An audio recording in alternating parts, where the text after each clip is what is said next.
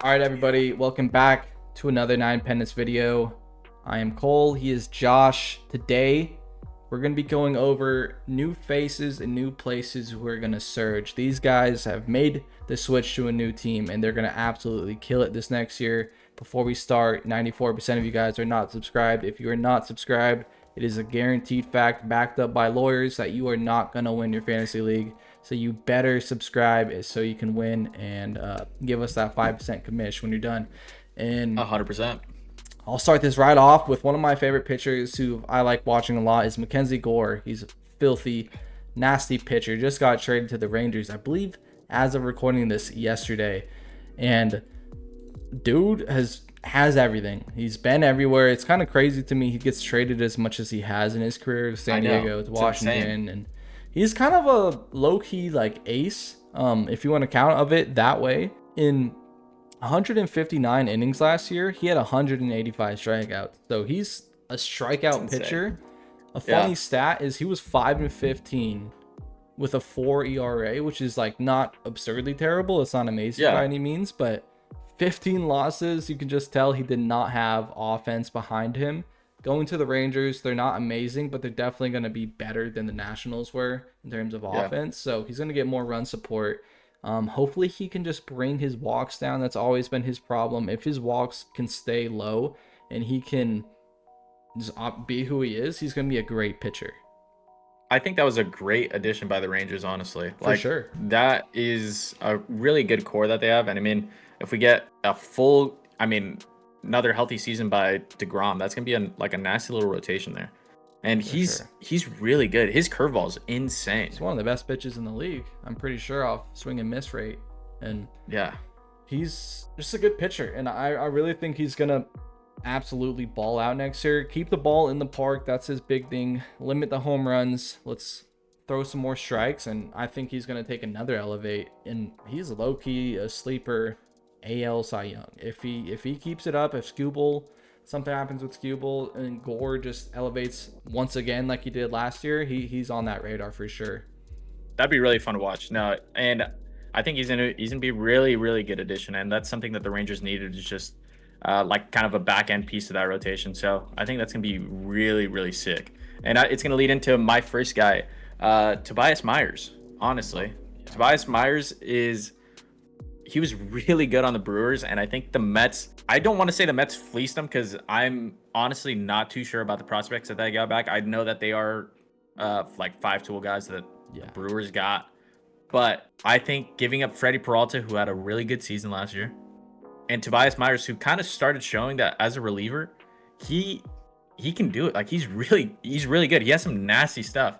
He has he has a high contact rate, which kind of sucks, but he's going to lean into the reliever role that the Mets kind of need, especially that now that Edwin Diaz is gone. You can maybe see him filling into the later reliever role, which is going to be hopefully like a closer if he really, gets it going early on. But I think that was like a weird one where they kind of just threw him in there with Freddie. Yeah. And I don't want to say that the Mets fleeced the Brewers. But they kind of did. It's kind of interesting trade to me because the Brewers were a contending team last year and the year before. Yeah. And they're trading. So they got Jet Williams, who's one of the best prospects in baseball. He's probably not ready for next year, so he won't be playing next year. And then they got Brandon Sproat, who's a decent pitcher, young pitcher. He'll probably pitch a little bit next year. But yeah, in terms of I don't think it really fits their long-term goal, or it feels like they're kind of taking a step back this year, but they're the Brewers. They're a great ran organization, so they'll probably end up contending this year for that National League Central. But yeah, I love Tobias Meyers. He's a great pitcher. He's very surprising at how great he does. He doesn't have all this flashy stuff, but he just hits his spots every single time. It feels like really efficient pitcher. And I think with the Mets now, barring some injuries, he can land a rotation spot for a while if he pitches well, and definitely a good reliever, especially if your league gets holds. I can think he'll be a great long relief guy. That's kind of the main thing that I kind of thought of, is the versatility between him, because he can either start or relieve anybody.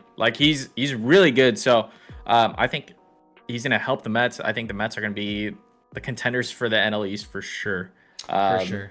They're making some good moves. They're making nasty moves. Yeah. So it's gonna be fun to watch for sure. So Tobias Meyers, make sure if you see him kind of flying around those mid rounds, I wouldn't be afraid to pick him up for sure. Not at all. And going on to another pick up by the Mets, I think this is probably going to be one of the better pickups of the whole offseason, is Bo Bichette to the Mets. I think this is, obviously it's Bo Bichette. He's not superstar elite level, but he's a really dang good player. He's played for, an insanely long time, it feels like, and he's only 27. And he's going into a park that's relatively the same as Rogers Center in the Blue Jays. Yeah. But I think the Blue Jays, yes, they made the World Series and almost won. So this is kind of a crazy take. But like that offense is like nothing crazy. Like on paper, it's not like realistically, the names are not there. They just have a bunch of guys who are not, like the Ernie Clements, the Taylor Heineman or whatever. I can't pronounce his name. Those type of guys who are just your back end kind of bats who are just playing really well. And now the Varsho was pretty mid and he turned it up. Yeah, it's about Bo Bichette now being on the Mets with the Juan Soto, Lindor, Vientos, all these other guys in the lineup. He's not gonna have to be relied on to be the guy, which is kind of similar to what we talked about with the whole must draft outfielders video with Kyle Tucker. He's not gonna have to be the guy anymore, which is really good for him. And I think he's gonna be hitting probably the 2 spot, maybe the 3 spot. So that'd be insane. Great opportunity. And you think about it, they have Semien, they have Lindor, and they have Bichette. Those are 3 middle infielders. One of them is going to have to play third or DH a lot. I'm going to assume Semien or Bichette's going to move to third. Most likely, probably Bichette. And that's another. He's going to have 2 position eligibility on the Mets. You can put him in middle infield. You can put him at a corner spot now. I think he's going to be a great pick. There's not much to be said about who he is as a player. He's just a great player. I expect him to kill it next year. Yeah, and like we said, it's something about having the pressure off of you, and then when a guy has confidence, like the way Bo Bichette does. I mean, even in the World Series, we saw it in flashes. Obviously, he was hurt a little bit, but it's like you can see who he can. He's a star. He's a star waiting to break out. So I think it's gonna be really, really fun to watch him. And obviously you don't call the Blue Jays like a small market team, obviously, but there's something about these New York teams that they have a lot more of a grasp to the media and everything. So I think it's going to be really fun to see him in a spot that the media really cares about. And I think it's going to be really cool to see him just swagged out in the Mets uniform. He has arguably one of the best swings. If you just watch, he has a sick swing. So I think it's going to be really fun to watch. And I mean, that offense is very scary. For sure. They're definitely not as good as the Dodgers, but all the moves they're making, I feel like, are the right moves for the Mets, and they're going to be low-key, yourself as a Dodgers fan, it's like, if you see them in the NLCS, that's not a given as it appears 100%. To be. Yeah, and, I mean, that's the main thing. It's like, teams can't make the moves that the Dodgers are making. Obviously, it's insane. I think Kyle Tucker's deferred contract, he's getting like a $67 million bonus, and then his deferred money, the money he's getting paid this year out of his contract, is $1 million, which is kind of crazy. Yeah, I was so mad when I saw that. That is so stupid. Yeah. Side note, before we continue, we'll talk about a video in the future, probably after this year, because there's probably going to be a lockout, and I have a bold prediction that I want to say right now, just so it's on tape.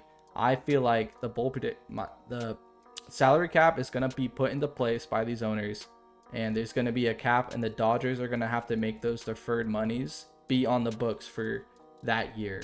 So you're going to start having to pay Ohtani and all these guys these stupid amount of contracts in terms of salary cap next year, and they're going to have to cut people. That's my bold take. So in a scenario that happens, I mean, okay, we will get to that, because I actually really want to get into that whole scenario, because they would all become free agents, right? It depends. Let's just say, we'll go into it deeper later, but let's just say, for example, whatever, it's $300 million that they decide your salary is for a year, which is absurdly high. But let's say the Dodgers, because all those deferred contracts, they make a rule. These owners are pissed off at the Dodgers. They make all those deferred contracts be on the books for that year. So Ohtani is now getting paid 76 or whatever million it is probably. Yeah. And all these other guys, 64 million for Kyle Tucker. Like, that number is going to get there, and you're going to get to a point where, like, let's say the Dodgers have 500 million. They're going to have to find a way to cut some money, and they're going to have to cut players, trade them. It'll be interesting to see for sure. See, I wouldn't want to see that because I love all the guys on the team, obviously, but a salary cap would make baseball so much more fun.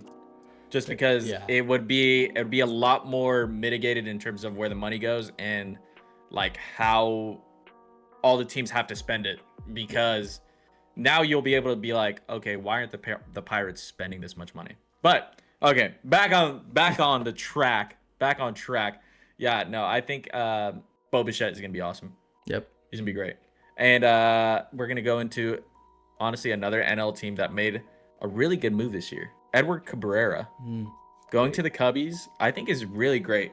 They have a knack for making really good pitchers, and I think they have like a little project started with Edward Cabrera, because when he first came out into the league, he had this nasty sinker, and I think they're gonna like really key into that and just make his sinker one of the best sinkers in the game for sure. And I think that he's just a piece that they don't need him to like be a star, because they have a couple pieces that already are their like core pitching staff. So moving into an offense and a team that will just help build him instead of the Marlins just heavily relying on him, I think that's going to be a really, really big upside for Edward Cabrera. So you can see him pretty late, and I think I'm going to make sure to kind of not reach for him, but if I see him there, I'm going to go for him 100%. For sure. His biggest problem is walks and home runs. And now he's going to Wrigley Field, where a lot of the time the wind's blowing in, which is massive for helping his home runs, because before he was in a dome, balls are just going to fly, but the wind's going to pull some balls in, definitely when it's windy out there in Wrigley. And the Cubs have a good pitching development system. If Edward Cabrera can just throw more strikes, he will be an amazing pitcher. And when we said we are going to do this video, I was thinking about choosing him too until you said it.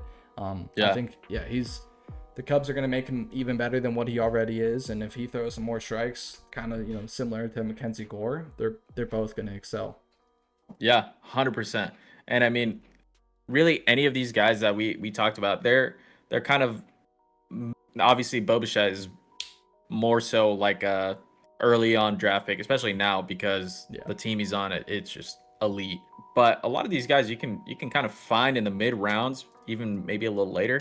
So it's going to be fun to see how these guys do and just like what they do on the new team, because I think all of these guys went to a team that will only make them better. Yeah, I agree. That's the main part. New faces, new places.